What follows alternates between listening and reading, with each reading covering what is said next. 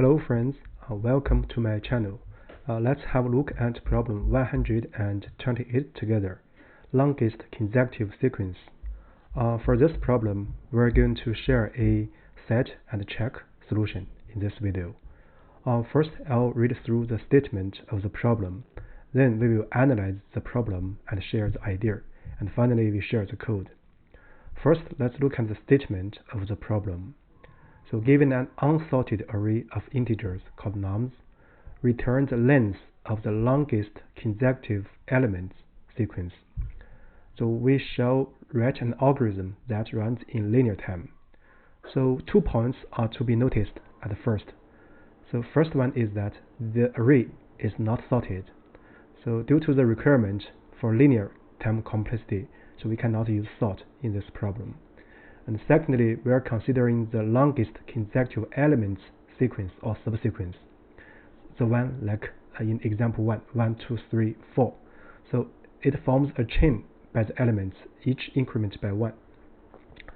So in example 1, the return is 4 due to this subsequence we just mentioned.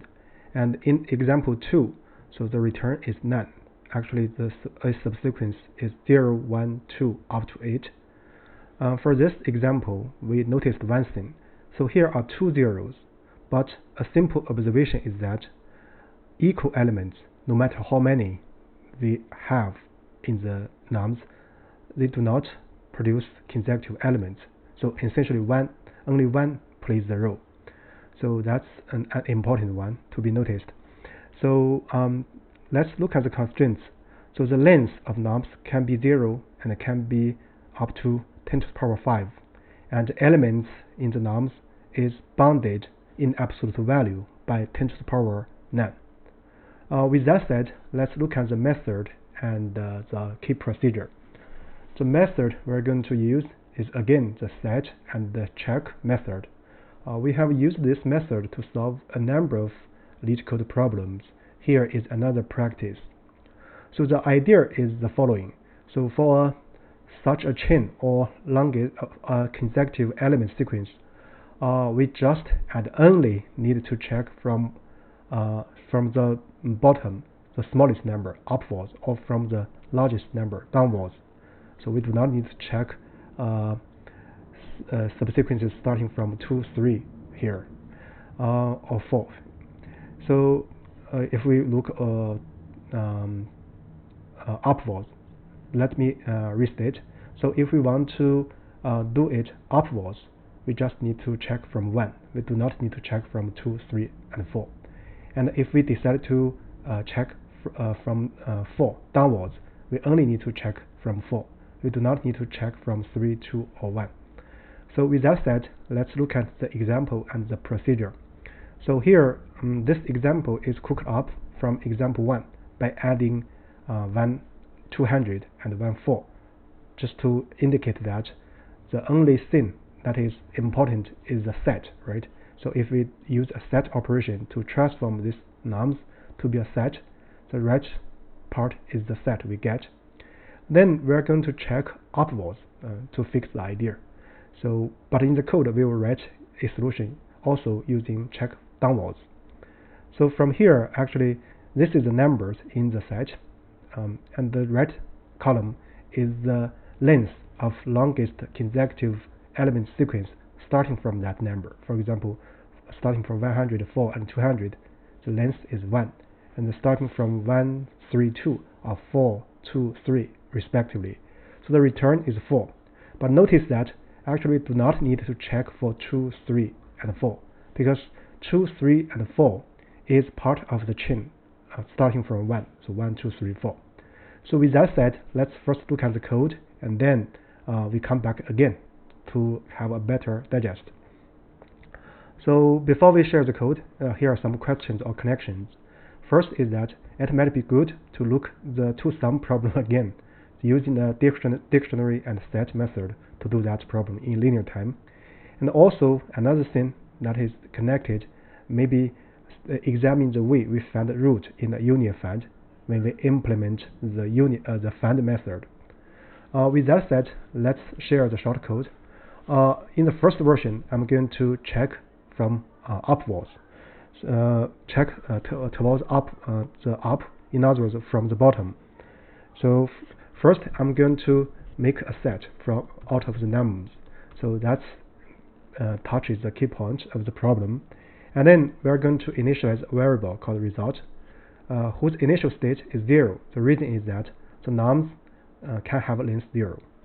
So with that said, basically we do the scan.